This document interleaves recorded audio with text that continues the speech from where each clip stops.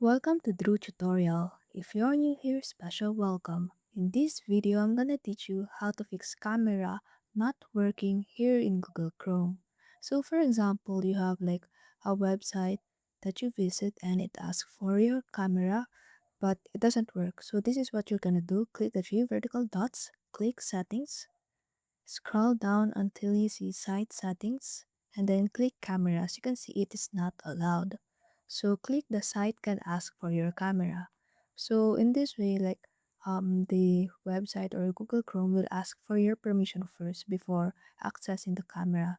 And for further preference and options, you can click the Android settings. And as you can see, the permission is only for location and microphone. And what we're going to do is to add camera on it and then only allow it while using the app. So this is a much safer way to do it. And there you have it. Thank you and see you in the next video.